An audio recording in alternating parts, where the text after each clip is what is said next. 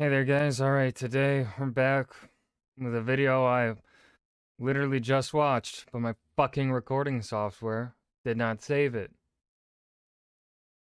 So this is not going to be a good reaction. I'm telling you right now, this is not going to be good because I don't have the energy to repeat the things I literally said. I don't. I had. It was a good reaction, my first fucking recording around of this, but my software decided to be fucking stupid and do something it has never done before and not save it. So here we are. The Empire of Mali, Extra History number 3, Mansa Musa. Uh, Before I dive in, make sure you go and check out the links in the description box below. I'd love it if you joined the Discord and follow me over at Twitch. Make sure you go and check out my gaming channel here on YouTube where I upload my old streams. And I have a problem with this series already. Mansa Musa, this video right here should have been episode 2. Ibn Battuta should have been episode 3. I think they are, the way they decided to tell the Empire of Mali story, bad decision. I'm a bit in a mood right now because I'm fucking pissed. Because it was like a 15-minute recording. So yeah, the Empire of Mali. They're gonna start this with where episode 1 ended. Again, proving my point where this should have been episode 2. It's 1312. I'm As gonna fall Abu asleep Bakr during this. II's I'm not great gonna lie, fleet 'cause sails west into the Atlantic, not, one man watches them I disappear literally into the just watched sunset. this. This vizier will serve as regent for the great explorer king, managing the state while his master sails the ocean that encircles the earth. And when the great king fails to return, this regent will take the throne the next year, under the name Musa Keita. History will remember him as Mansa Musa.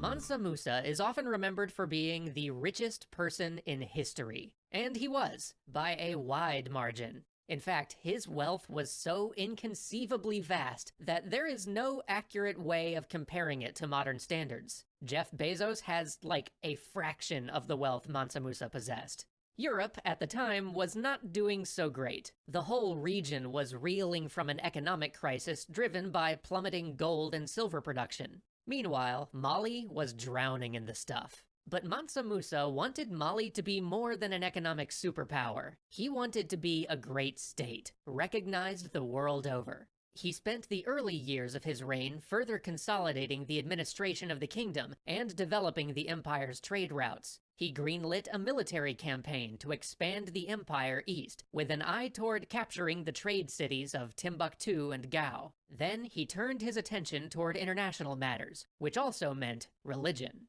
Musa was a devout Muslim. In fact, probably more devout than his predecessors. But he was not above using religion as a political tool. Islam had made inroads with royalty in sub-Saharan Africa specifically because it gave them access to things that made the state more efficient, like Arabic writing, religious law, and Middle Eastern administrative practices. And, of course, Mali's lucrative trans-Saharan trade was only possible because it was a Muslim nation, like its trade partners. But despite economic might and religious prestige, Mali was something of a second-class power, treated as lesser than the kingdoms of its trade partners in North Africa. And that is something Mansa Musa could not abide. It was time Mali took its rightful place among the Muslim kingdoms. So, 17 years into his rule in 1324, Mansa Musa set off on the most extravagant Hajj, or pilgrimage to Mecca, in the history of humanity. It was a trip calculated to attract the world's attention and put Mali on the map.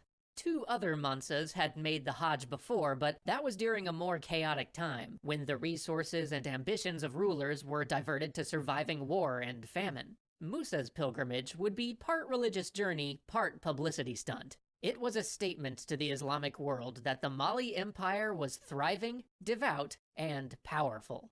It was said that his glittering procession put even the sun to shame. Wealth beyond dreams, riches beyond imagination, camels for days. Literally. Some accounts claim it took over a day for his opulent caravan to pass. One account claims his retinue included over 60,000 people. At its head were 500 heralds carrying gold staffs and a personal retinue of 12,000 servants dressed in silk and carrying gold bars. A baggage train of 600 camels followed, each one carrying 300 pounds of gold dust. Musa brought along his wife and her 500 servants. And that was just the showy part. They took a baggage train with enough pack animals to carry provisions for the entire crew.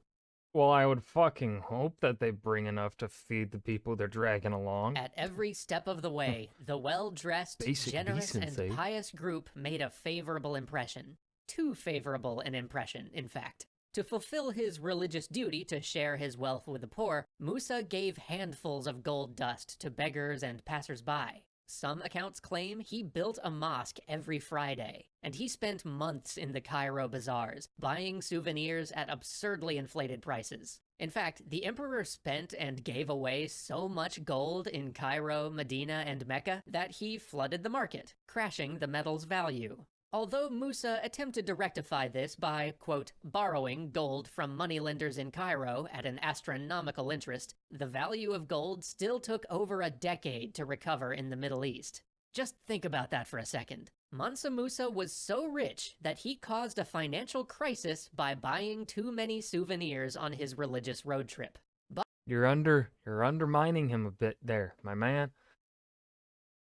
He said it there again, like a few seconds ago. A decade. He fucked up an economy, not just the Cairo economy, but the European gold market for a decade.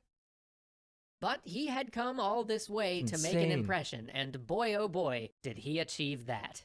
Centuries later, residents of Cairo were still telling stories of his pilgrimage train, and their reports filtered to Europe through the traders of Venice. By 1375, European cartographers were producing world maps that featured Mali, represented by Mansa Musa inspecting a gold nugget.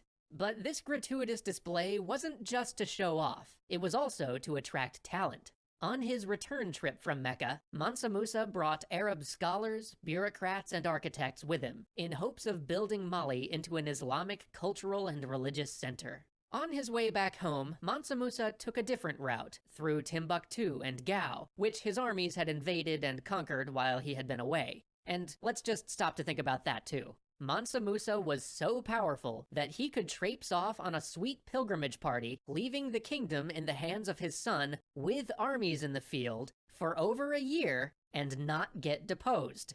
Historically speaking, that is pretty incredible. It's not just that it's pretty incredible. It's pretty much unheard of.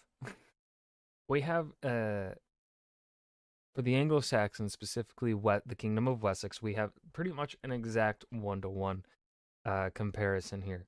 When Alfred's father took Alfred on a pilgrimage to Rome to meet the Pope, he left his eldest son in charge of Wessex while he was gone. Well, he split the kingdom into two. He left his elder son in charge of Wessex and some other part of the kingdom, and then he left his second eldest son in charge of Essex and Kent, that kind of area. So his eldest son deposes his father, and the second eldest allows his dad to come back and rule, blah, blah, blah.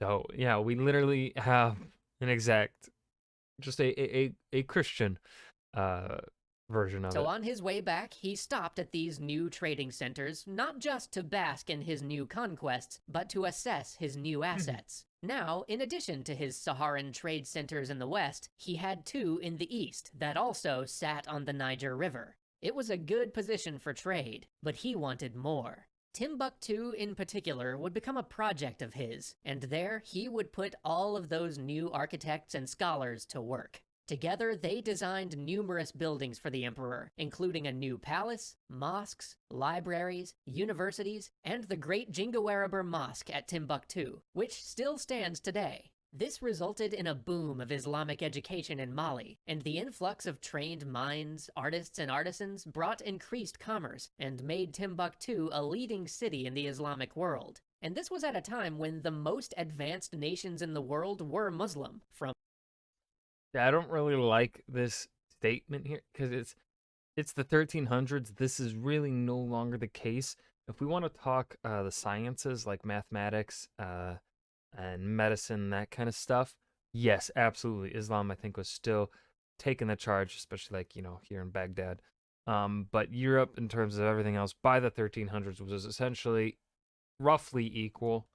Obviously, not perfect. Like Islam still had a bit of a lead, but by the 1300s, Europe was caught up. From Spain to central India, Mali became the center for Islam in sub-Saharan Africa, missionizing its neighbors. It was said that while gold came from the south and salt from the north, knowledge came from Timbuktu.